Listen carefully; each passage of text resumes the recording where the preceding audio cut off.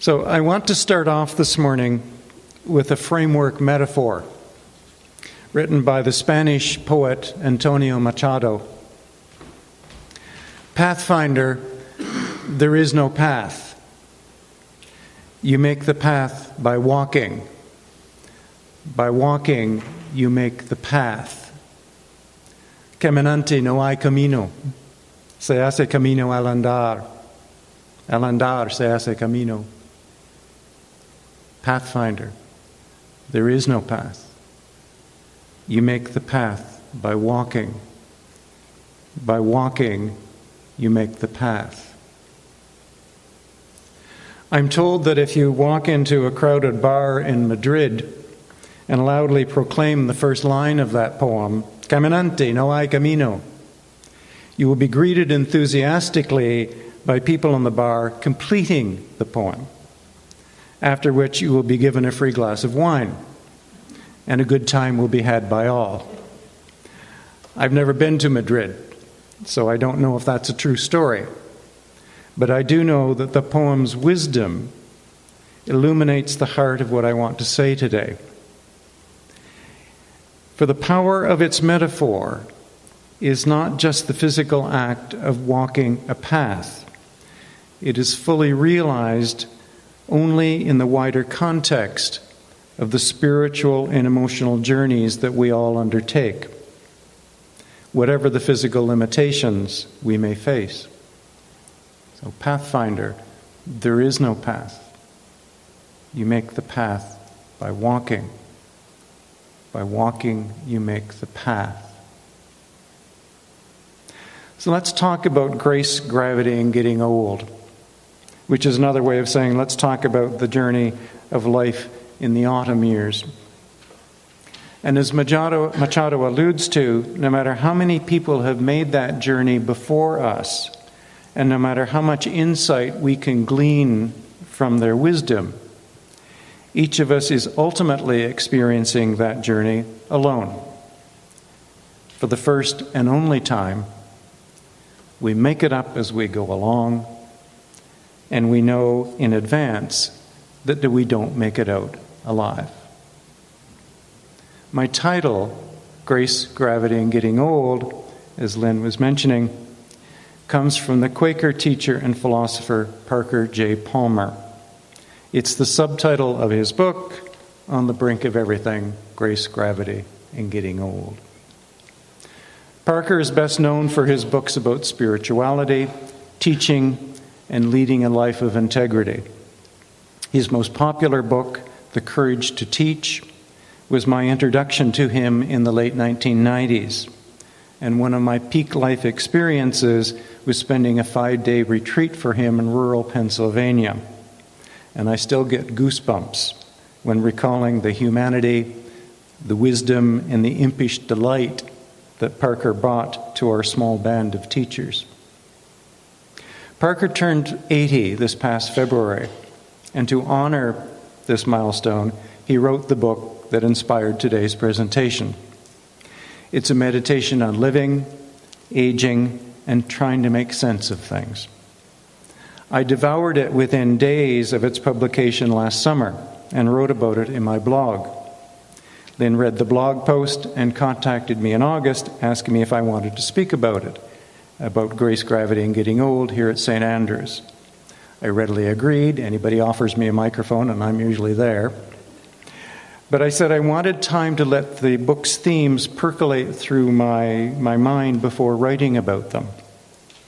So this presentation was actually written in February in a small cabin in Tasmania's Huon Valley, where Bill and I spent 5 delicious weeks, Bill quilting and bebopping, and me writing and photographing. The photos you'll see later also all come from Tasmania. When I started writing this piece, I realized that Parker's book was only the starting point for a wider meditation on my own aging process, my frustration at the way elders are marginalized in our culture, and my thoughts on how we can shake things up a bit. While most of what I'm saying today was inspired by dear Parker's book, many of the ideas don't actually appear in it. So if you don't like the ideas, please come chat to me, not to Parker Palmer. And yes, there will be a call to action at the end. So let's take the three elements of the title in reverse order, starting off with getting old. I'm 72 years old. As my husband likes to say, I'm the oldest man he's ever slept with. He's 68. Now, I'm learning in this aging game that there are hierarchies.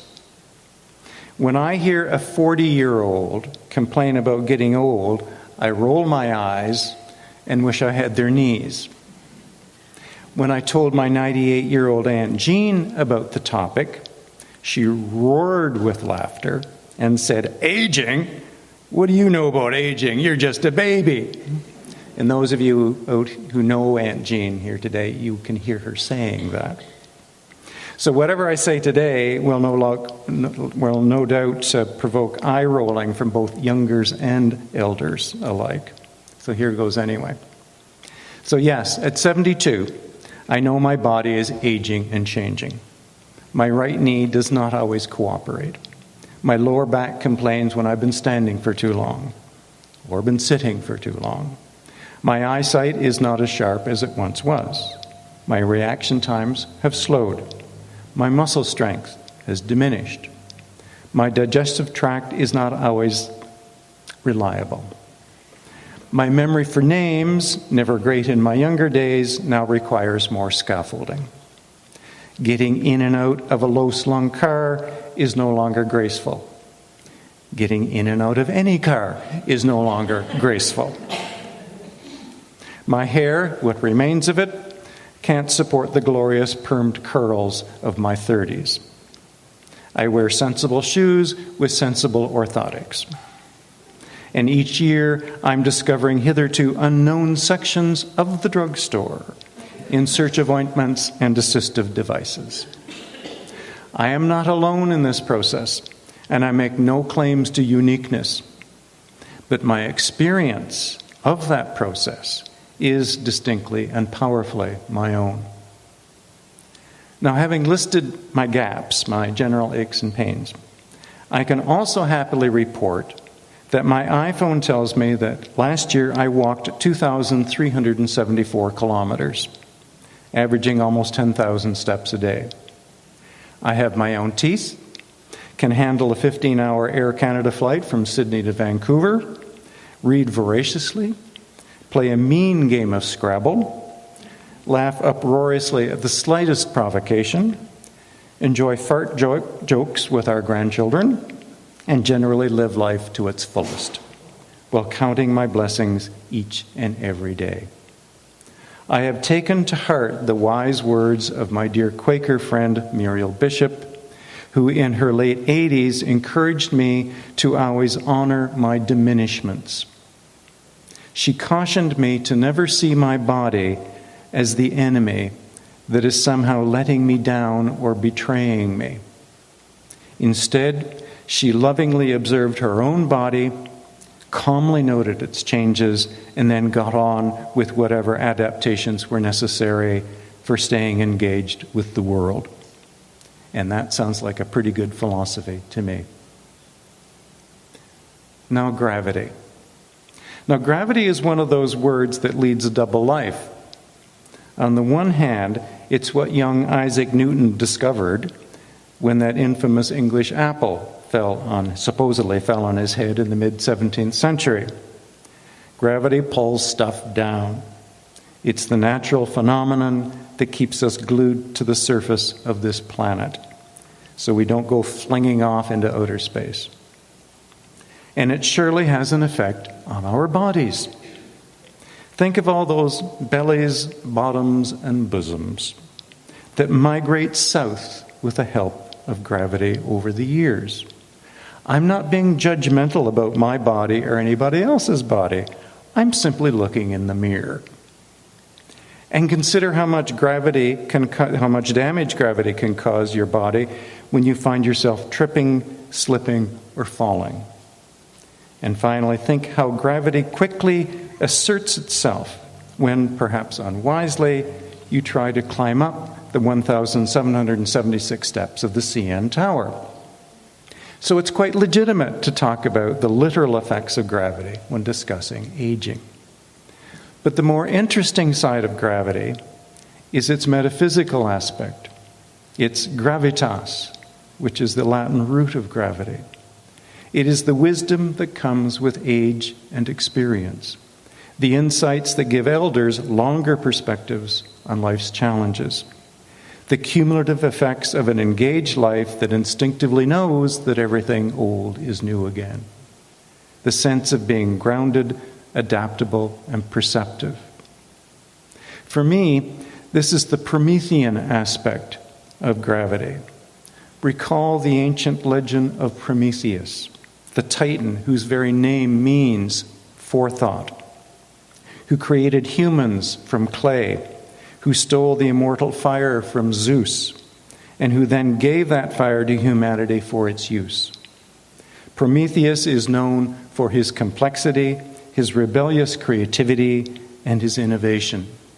He suffered grievously for disobeying Zeus, but he stands as a symbol of the power, potential, and heartbreak of being human.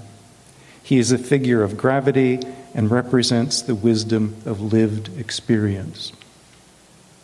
And so when I talk about gravity, I'm talking about the individual and collective experience of elders. I mourn the fact that this collective experience is often marginalized and dismissed. Unlike many indigenous cultures where elders are venerated and their wisdom is sought out, we live in a culture where elders are seen as a burden, a cost, and an inconvenience. Too often, elders are simply put into storage and forgotten. What an unspeakable waste of humanity and potential. But having said that, I believe that elders must also earn the respect of youngers. They can't just sit back and expect veneration and privilege to come their way. They have to demonstrate that their wisdom isn't merely a copy and paste of the past, but it is a living, breathing, adaptable wisdom that is willing to take risks. That way, elders will earn their way into the dynamic conversations of the day without being dismissed as stodgy agents of the past. In other words, elders have to recast the metaphor of gravity from that which weighs us down to that which holds us together. Which brings me to grace, the last and most important element of this presentation. Grace is an elegant word that can be devilishly hard to define. Interestingly, despite having used the word in the subtitle of his book, Parker doesn't fully explain what he means by the word in the book. In theology schools, there are entire academic departments dedicated to defining it and fighting turf wars over it. The Roman Catholic understanding of grace is very different from the Protestant understanding of grace. And I won't take you down that angel-strewn path. Now, I am not a theologian. A theological enthusiast and biblical dabbler, yes, but a theologian, no. But here's my definition of grace, the one I'm operating from in this presentation. Grace is the gentle, powerful fusion of kindness, compassion, and love. Let me repeat that. Grace is the gentle, powerful fusion of kindness, compassion, and love. It is all that is lovely in life. For those with the gift of faith in God, grace is reaching out from that of God within themselves to that of God in others. It becomes the ultimate form of mutuality, understanding, and empathy. The genius of grace, however, is that it does not need a belief in the traditional understandings of God to be a powerful force in our shared humanity. Its very decency and integrity stand on their own as guideposts for our journeys. Now, my experience of grace is grounded in my understanding of God acting within me and through me. But I'm not claiming any exclusivity to the power of grace based on that belief. So grace, kindness, compassion, and love. I'd like to tell you about some of the thinkers and poets who have helped shape and challenge my understanding of grace, especially as it relates to the aging process. Let me first talk about what makes us happy. Because the case I'm making this morning is that when we treat ourselves with grace, we're able to extend that grace to the way we treat others. And to treat ourselves with grace, I believe we must have a strong sense of ourselves being deserving of that grace. Being deserving of that grace implies a sense of self-acceptance and personal happiness with who we are as people. In other words, when we are happy with who we are, and I don't mean giddy, silly happy here, but deeply self-respectfully and appreciatively happy, that's when we can treat others in that same deeply respectful, appreciative way. The American psychologist Mary Piper wrote a moving essay in the New York Times on January 13th of this year. It was entitled "The Joy of Being a Woman in Her 70s," and I highly commend it to you. In her essay, Piper talks about gratitude not being a virtue, but a survival skill. As she says, quote, "Our capacity for gratitude grows with our suffering. That is why the least privileged, not the most, who excel and appreciate the smallest of offerings." Unquote. She maintains that our happiness is built by an attitude of gratitude coupled with a deep sense of intention. Attitude is not everything, she says, but it's almost everything. Piper once interviewed the late great jazz pianist Jane Jarvis not long before Jarvis's death in 2010 at the age of 94. She simply asked Jarvis if she were happy. Jarvis quickly replied, quote, "I have everything I need to be happy right between my ears," unquote. That is wisdom for the ages indeed. Piper follows up with an anecdote from her Aunt Grace, who lived for many years in the Ozarks. Piper also asked her if she were happy.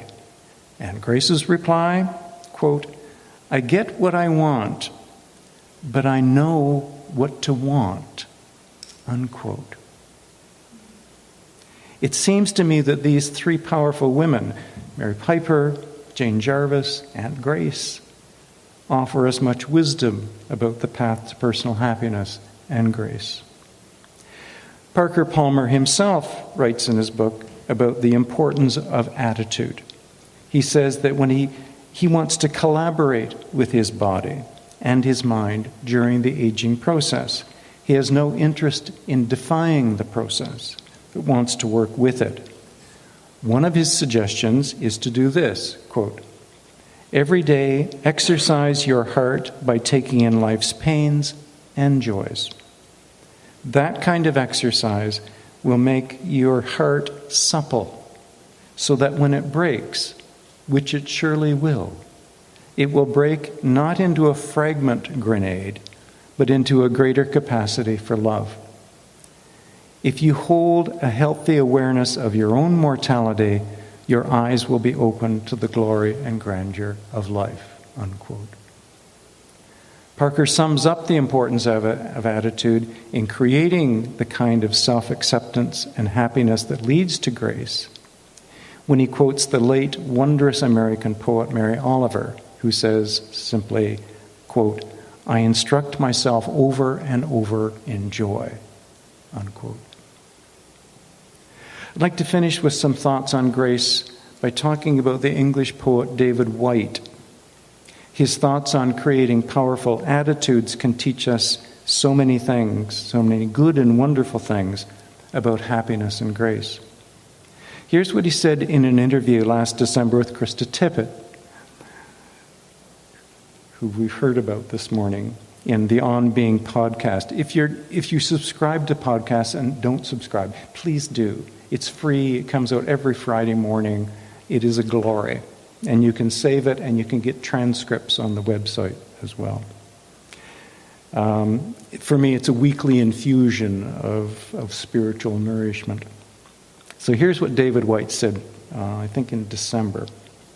The only choice we have as we mature is how we inhabit our vulnerability, how we become larger and more courageous and more compassionate through our intimacy with disappearance.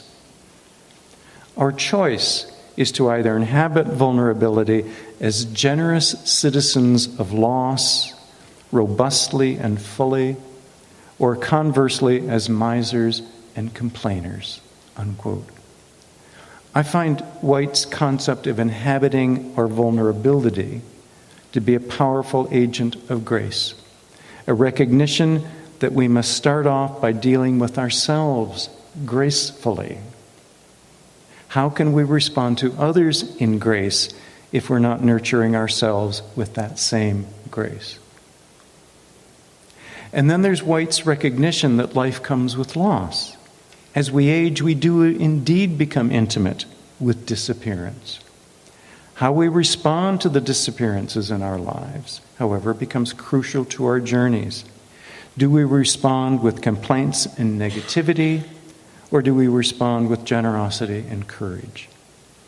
So at the same time, White understands the physical and emotional realities of our aging selves, while also challenging us to respond to that process with courage and generosity, both with ourselves and with others. But White takes the aging process beyond mere acknowledgement and forbearance to a whole new level. Let me quote him again from the same On Being interview. Quote, "There are forms of youthfulness you're supposed to inhabit when you are in your 70s, 80s, and 90s. So that's a form of youthfulness you're supposed to inherit in your 70s, 80s, and 90s. It's the sense of imminent surprise, imminent revelation, the shape of your own absence," unquote. He then adds, quoting from his poem, "Everything is Waiting for You," quote, "It's astonishing how much time human beings spend away from their frontiers.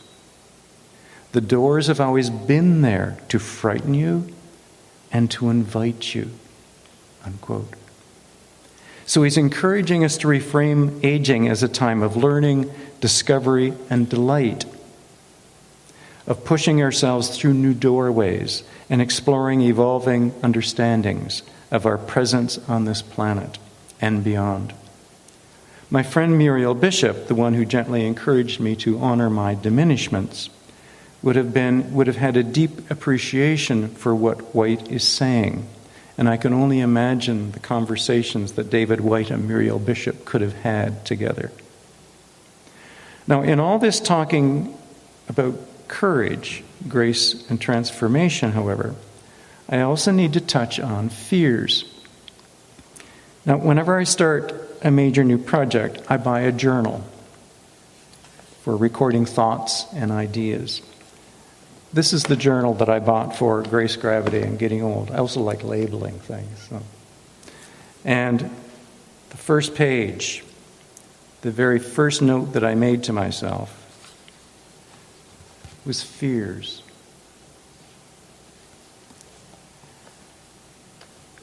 I'm told that the phrase, "do not be afraid," appears in the Bible 366 times.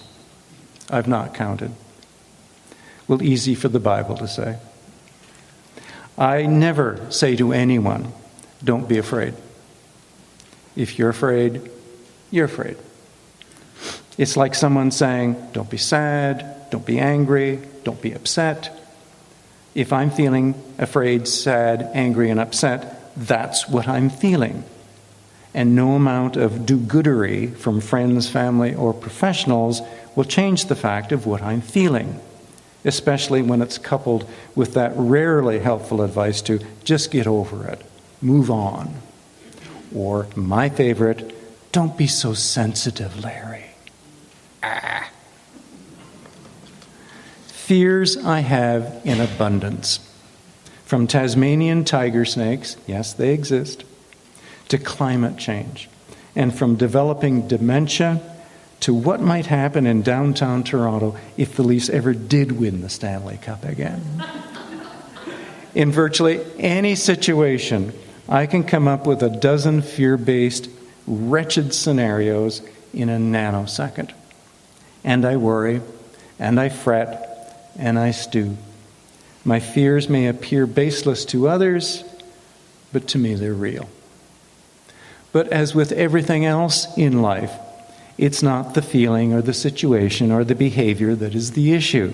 Crucially, it's how we choose to deal with it that makes all the difference. It's that choice, that attitude that Prometheus and Aunt Jean and Aunt Grace and Mary Piper and Parker Palmer and Jane Jarvis and Antonio Machado and Muriel Bishop and David White and Mary Oliver and Lynn Donovan each illustrates and illuminates so powerfully.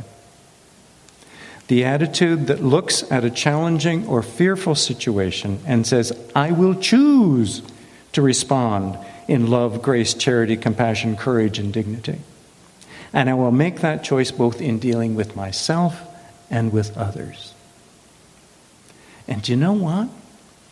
You make those choices one unique decision at a time.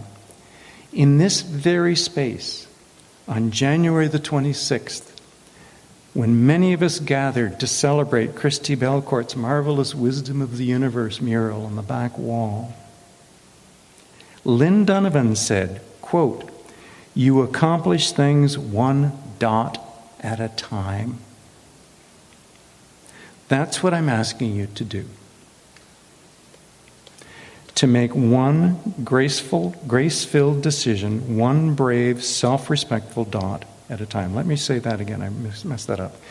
I'm asking you to make graceful, grace-filled decisions, one brave, self-respectful dot at a time. That is the call to action that I talked about at the beginning. I'm calling on you to choose to respond to others and to yourself with grace, courage, radical hope, and love.